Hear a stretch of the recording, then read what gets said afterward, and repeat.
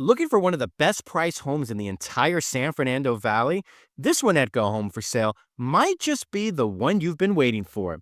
In today's Winnetka Home Tour, we're taking you inside a beautifully maintained property that offers the comfort, space, and privacy condo living may not be able to match. Whether you're upsizing or a first-time buyer, this home delivers incredible value. Stay tuned till the end of the video where I'll show you why this home may make more sense than a luxury condo or a townhouse.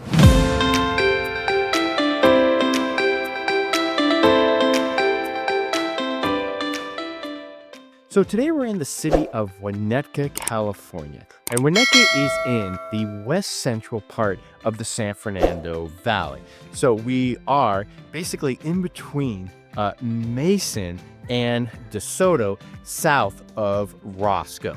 So that's where we are right now. So this is a wonderful little pocket here in the San Fernando Valley. And especially when you look at the price point, right? Because the average price of a single family home here in the San Fernando Valley, right now, the median price is over $1 million, right? So the fact that you have a property right here that has been listed for $799,000, basically right below $800K.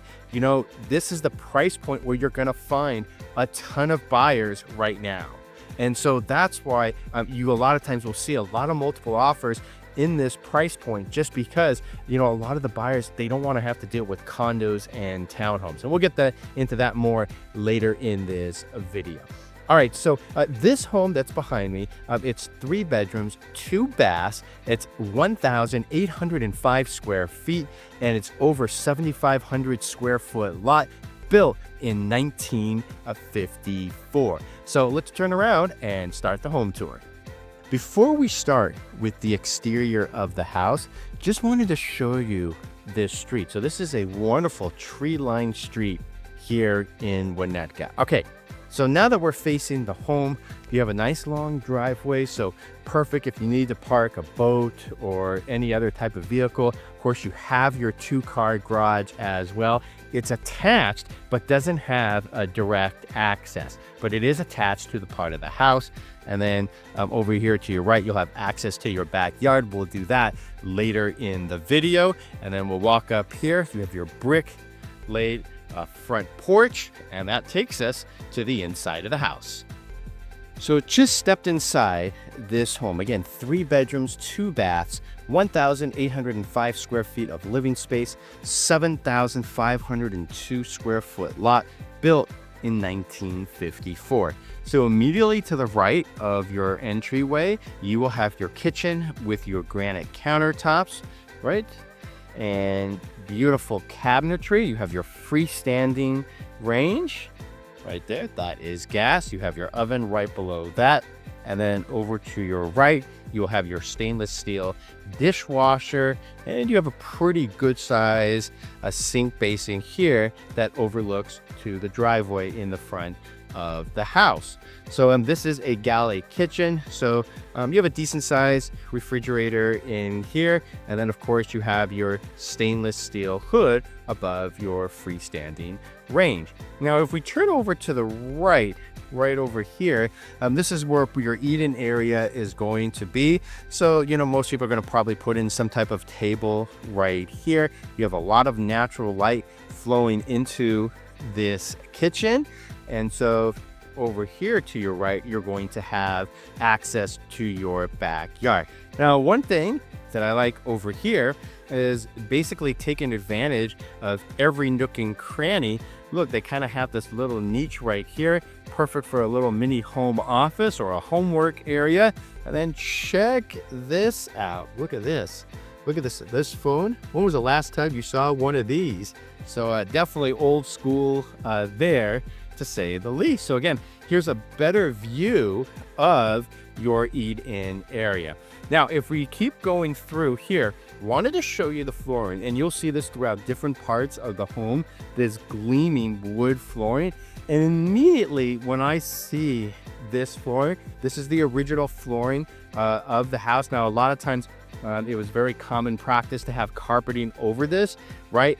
But they don't make flooring like this anymore. And when I see this type of flooring, I almost immediately know that this is probably a house that was built in the 1950s, maybe early 1960s.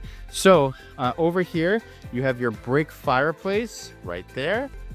And then off of that, you're gonna have a room right here. Now, this is all permitted, right? This wasn't part of the original floor plan, but you have this room over here. Basically, you're gonna use it as a den or a family room, a game room. You could make it into a home office, a home gym. These are just some of the options that you could be able to decide how you want to utilize it ultimately. So one thing that I like as we pan around here to the other side is I like how they have this space open. A lot of times you'll have a window in here, and sometimes it looks a little awkward, to be honest.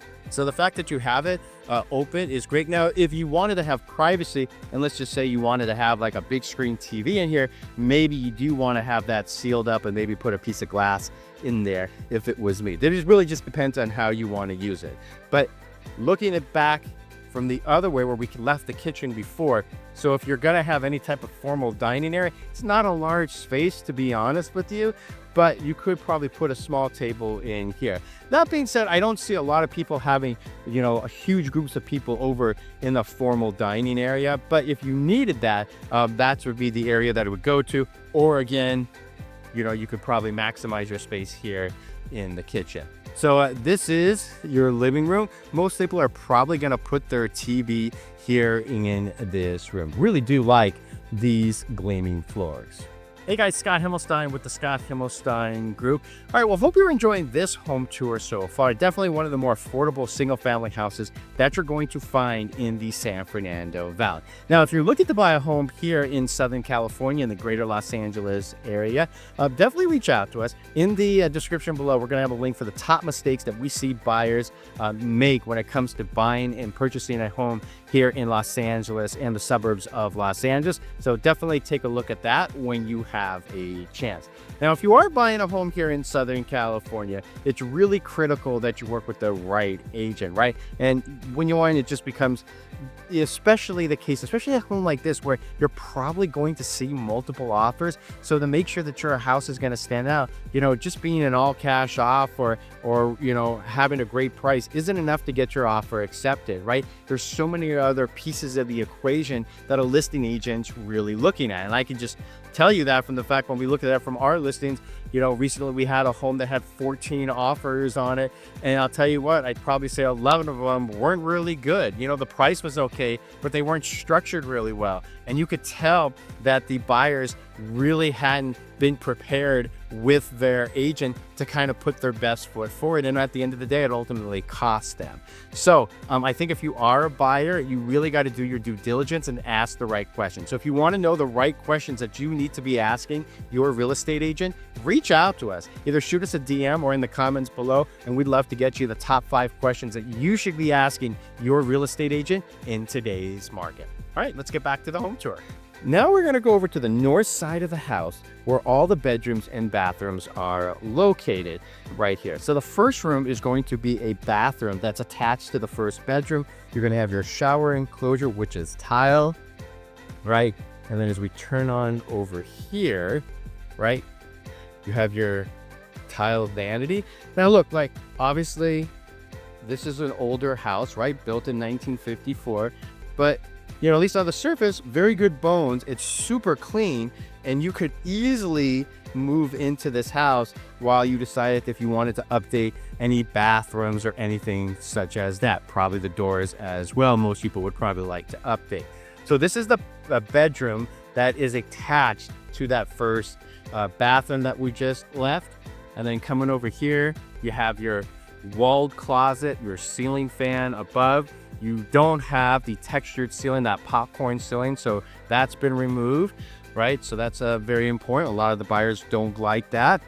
And then coming back over here, pretty decent size bedroom. So that is your first of the 3 bedrooms.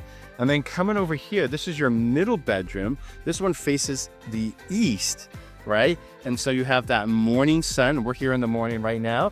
That's coming through as we walk through this home. Once again, you're going to see that walled closet space and get inside here so you can kind of get a little bit of a better perspective when it comes to that. And then coming on over here. So here we are in the second bathroom. Once again, you have your tile counters.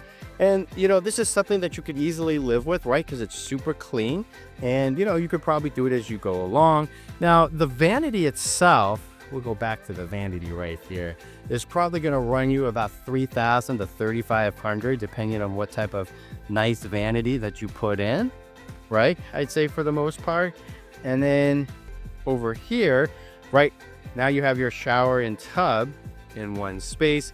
Now there is no glass around it, so maybe you want to just have a shower curtain. If you do decide that you want to have that custom glass around it, so that takes a little more time, right? It's not something you can just pick up at Home Depot or Lowe's on the same day. It's all based on the specifications and measurements that go along with it.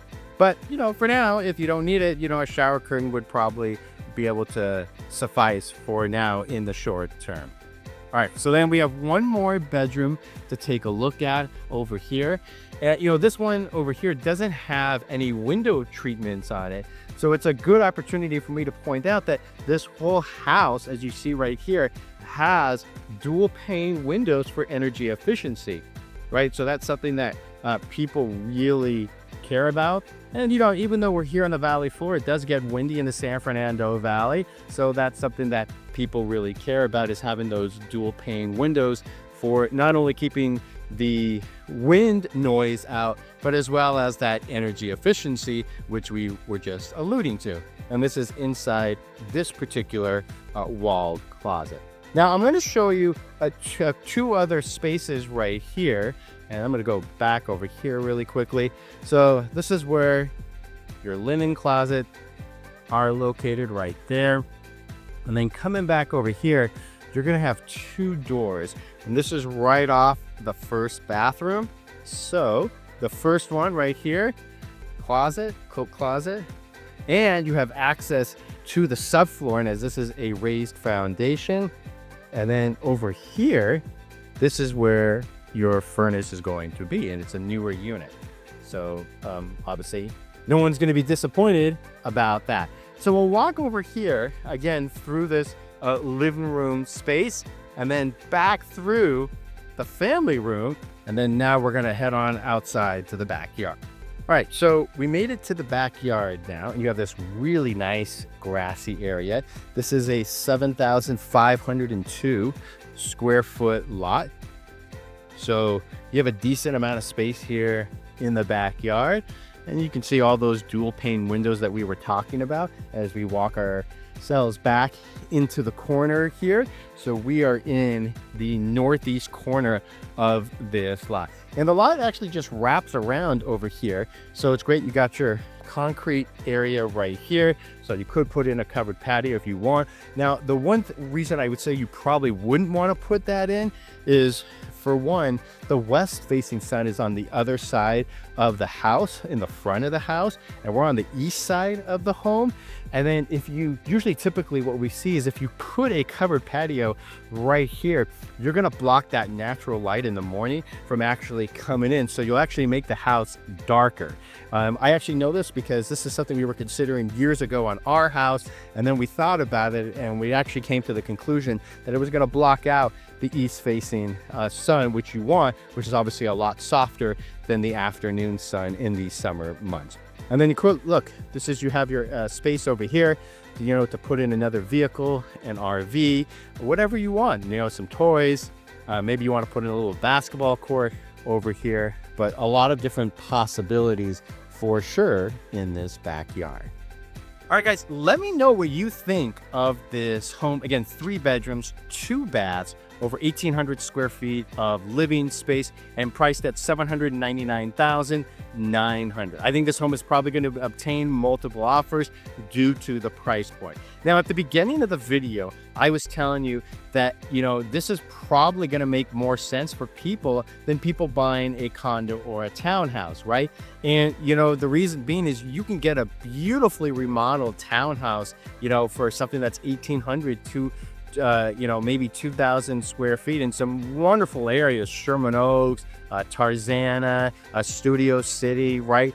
Some really wonderful buildings. The problem is the homeowners association dues. And we have a great video that we did, and we'll put it in the description below, of why you shouldn't buy a condo here in Los Angeles.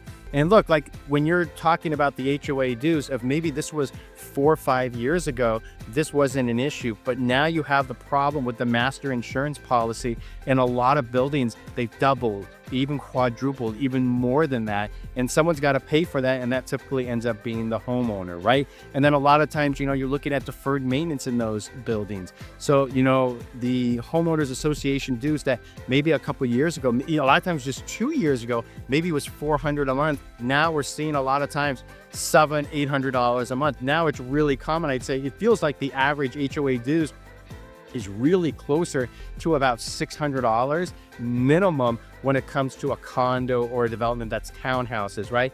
And so when you're looking at $600 to $800 a month, right, that's an extra between $100,000 and $150,000 worth of purchasing power. So you got to ask yourself, okay, well, if that's the case, maybe I take that purchasing power and now I'm actually able to buy a single family house instead of a townhome or a condo. And your appreciation when it comes to townhouses and condos is not as much as a single family house. And since the pandemic here in Los Angeles, you've seen the home prices go up for single family homes, go up over 30%, and it's less than half of that basically, or I should say more than half of that when it comes to appreciation for condos and townhouses. So just something to consider. There's no right or wrong answer, but unless you don't really want the maintenance, right, you have to decide whether or not those HOA dues are going to be able to offset not having to worry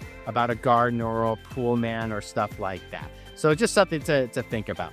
All right, when it comes to buying a house, we already talked about that. Reach out to us. Love to set up a Zoom call with you and kind of show you how we're able to get our buyers' offers accepted in today's crazy market. And then if you're a seller, reach out to us about our Concierge Plus program. It's a really popular program right now. We have 6 of them right now that actually going through this program, where they're able to make repairs or remodel the house in an effort to be able to maximize every single dollar. And what's great for our sellers, it doesn't matter what the value is, whatever you negotiate with the contractor ends up being, right, taken out of your net proceeds. So you don't have a single penny of upfront costs. And even better than that, you don't have to be going to Home Depot or Lowe's trying to pick out a tile backsplash.